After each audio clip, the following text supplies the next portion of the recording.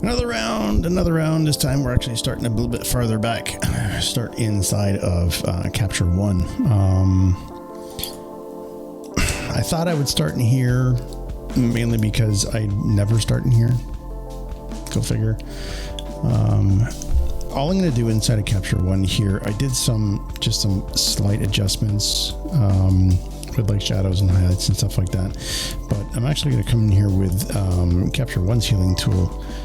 Because I just want to knock off these little bright spots, those hot pixels, knock those off inside of here, and then I don't actually even bring it into Photoshop at all.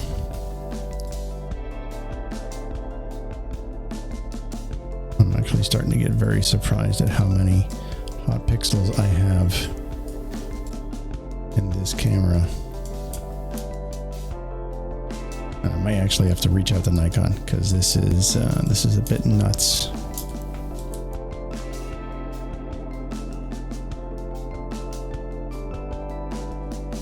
I got some really weird music playing on this one. Of course, you're going to be hearing something different. I'm listening to a channel on YouTube. And for some reason, they've kind of gone into a bit of a tangent on this one. I'll put the link to it down in the description so you guys can see it and you'll know what I'm talking about. When it comes on, you'll be like, yeah, what is that? Almost finished going through. There's one. Get rid of that guy. Almost done. Hunting for hotspots.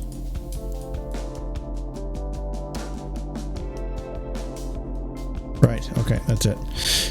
See how many on the run? Like, this is nuts. Like a camera of this age, which is very young, should not have this many hot pixels in it. Just should not. There's another one. What the hell?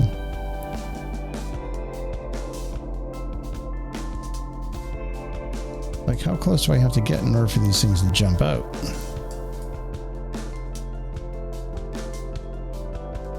And I bet you I've still missed one or two, and I'll have to take care of them in Photoshop, which is no big deal. Like, yeah, I can take care of them in there easy enough. But I just want a camera that doesn't have them. Period. All right, let's export this guy out. I always export out to PSD 300 DPI, Adobe RGB. Yes, I could go, Pro Photo, but honestly, kind of overkill, I think. And I am still at 8-bit as well, so I used to work in 16-bit all the time.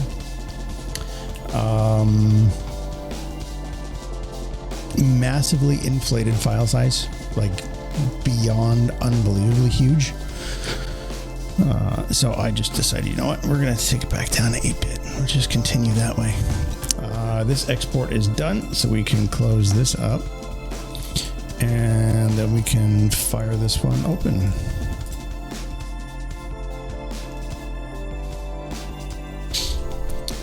Oh, Photoshop. What did we used to do before Photoshop? What I'd like to know.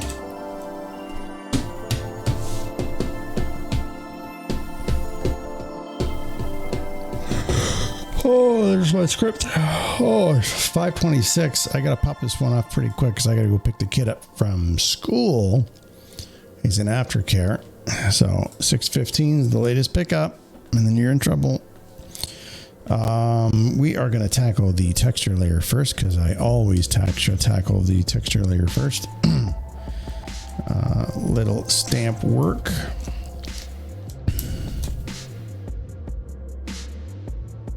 Just get those little bumps. The ones that popped out to me. Little damage on the lip. We'll take care of that. Some dry skin on the lips where it gets stretched. We'll take care of that as well. It's a sign of health. You know, these little subtle signs. and other people notice them subconsciously, and they kind of, it triggers people, right? If their subconscious sees people that aren't actually in good health, kind of, well, the short stick you when it comes time to picking who they're going to hire. If there's two candidates, they both have equal qualifications and stuff like that, but one of them doesn't look healthy, the other person, not just the other guy, the other person will end up getting the job. Not the person who doesn't look healthy. Healthy person doesn't call in sick as often.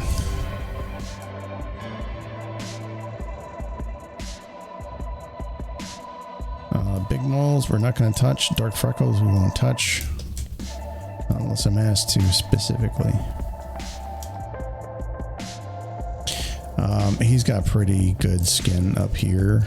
So really there is not much that we're going to need to do. I'll stick some texture back into that flattened spot though. There's a bit of a shadow thing going on there, so we'll have to take care of that. There's some slight reddish going on here. We can take care of that on this layer with our brush. We'll sample that color. And I'm just going to shrink my brush down a bit. I'm going to go paint in color mode. And adjust. Do I have brush size on here? Dynamic shape dynamic. I'm wondering why this isn't working the way I wanted it to, and our flow is way too high. Back. Where's my history? Now I'm back in the clone stamp. One more clone stamp, and here we are in the brush. And I want 10% flow, thank you. A little bit bigger. Our shape dynamics is back on. Turn it off.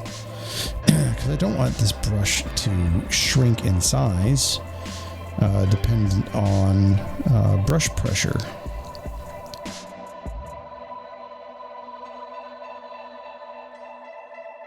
Get that lighter color back in this spot here.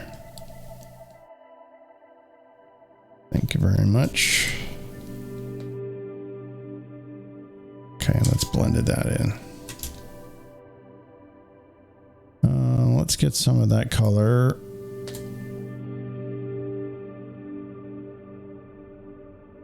Around the rest here. Oh, that didn't work very well.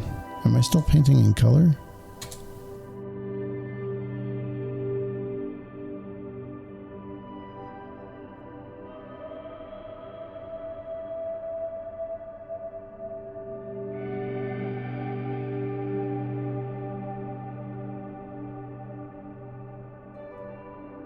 Ever so subtle.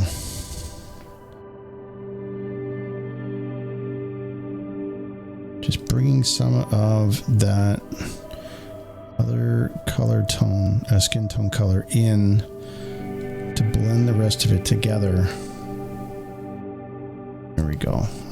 You can see it very, very subtle, but it just takes, with it gone, there's some pinkish down in the cheeks and in the nose area where this is a definite yellowish kind of skin tone. Like we took care of it up in this brow area here. If I turn it on, there we go. So we took care of it down in this area here. I just want to extend that down into this area as well, just so things are a bit more cohesive together.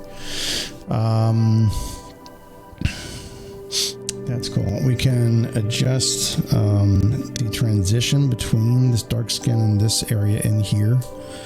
I'm just going to, this mixer brush is on, flow is at 50%. Just want to push some of that lighter tone out a little bit.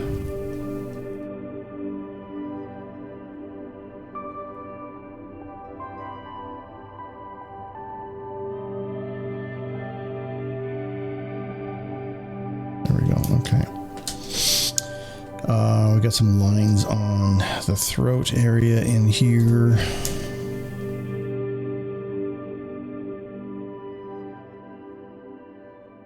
Mostly color, so we'll use our brush to pull it together.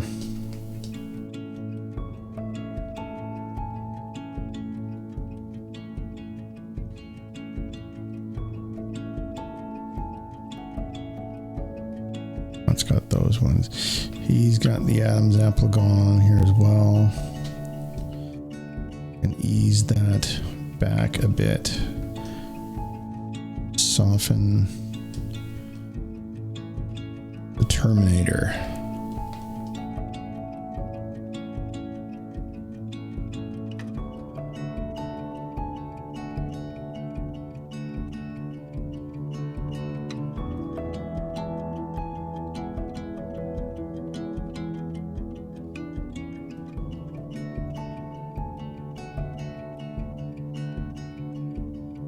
It's a little bit better. All right. Are there any real spots? And then there's some spots in the nose that I could take care of. Stamp tool. We're just gonna go kind of small, and we'll dab these off.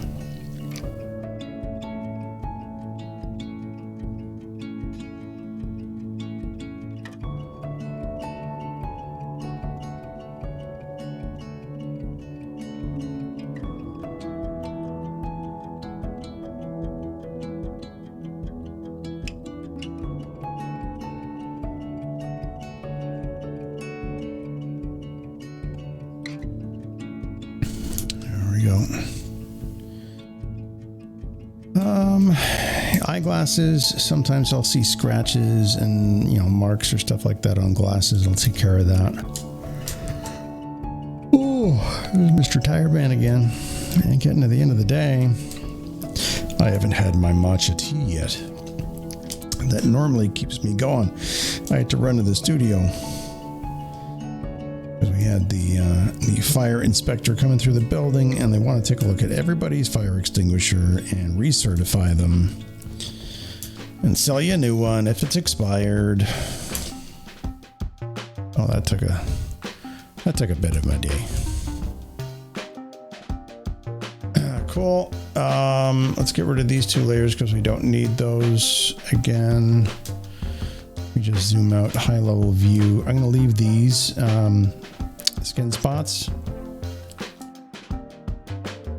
F6 for my D&B. We'll turn off the vis layer dodge. Kick up those catch lights just a bit.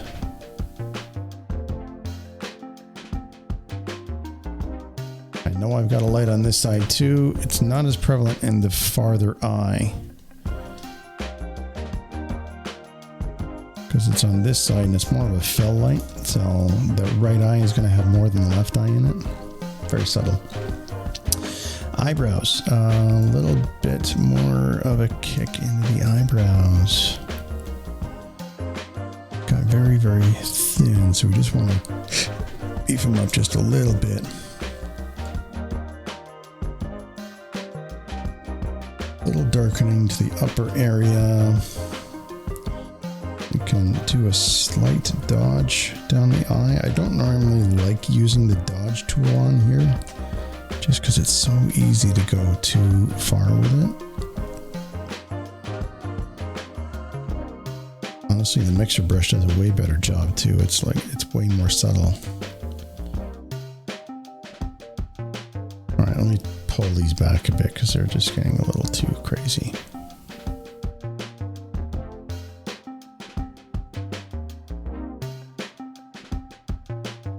Right, magic smile, get those teeth white. Is Vision RT. We'll get rid of those because they're just going to inflate the file size, right? So we'll keep ourselves nice and clean. Collapse. There. Okay. Teeth. Regular brush. 100%. This is a great script. Magic. Beauty Academy Retouch panel. The Magic Teeth is really great. It's very, very well done. It makes things so much easier because you can be very sloppy with it and it doesn't really go over. It's like it knows where the teeth are. I don't know how it does that, but it does. Sharpen F10. His shirt and everything was looking pretty good. I didn't see there's no threads anywhere. There's no marks on it. It's clean. I have had some clients come through and they've literally just balled their shirt up into a duffel bag. Which, okay, if that's what you got, we'll use it. But I end up paying for it in retouching because I got to get rid of all sorts of wrinkles and stuff, which drives me nuts. Brush on the mask layer, 50%. Make sure you're using your brush, unlike me. Brush in just in those areas. I do like hitting glass, the rims of glasses too. There's lots of contrast in those glasses compared to the skin and stuff, and it just really pops out when you hit glasses with sharpening. F8, I got my vignette. Let's center it on our subject. That's awesome. Draw grain. Play. And once that's done, we are done. Finished. Hope you like that one. That was another really simple one. There wasn't really any big things going on with this. That is, unfortunately, the majority of the work that I do. Yeah, I could farm this out. But I kind of like doing the retouching, and it's also it's my work, right? It's got my signature on it. So if I actually farm this out to somebody else, one, I don't know who's doing it there. They could have somebody do it and then have somebody else do it, and then there's slight differences, and your work has a certain signature to it. And if you keep all that work consistent, then your clients actually see that there's consistency in your portfolio and what you present, and they know what they are hiring you for. There's no guess. I always wonder why I see other headshot photographers in the area that, I'm competing with them. So I look at their websites to see what kind of stuff they're doing. What are they up to? And I always scratch my head when I see so many different variations going on. Like, we'll have studio headshots with an outdoor headshot, and then we'll see like a fashion picture, and then we'll see a 3/4 or a full length. And they're trying to sell headshots, and it's like you are giving mixed signals to people coming to visit your website, and they're subconsciously going to be confused about what are they getting when they hire you. They don't know. So if you've got consistency in your portfolio, people will see that, and they'll know what they're going to get when they hire you. I'm getting distracted. I'm going to save this up and get ready to go pick up my son, because it's the end of the day. I'm tired. I want to get a matcha tea in me, and I want to chill out for a bit. So I hope you like this one. As always, check a comment down, kudos, complaints, whatever. If you've got questions, I'd love to answer them if I can. And if I can't, I'll let you know. I'm sorry, I don't know, because I don't know everything. I'm trying to, but I don't know everything yet. So anyway, till next time, see you later. Ciao.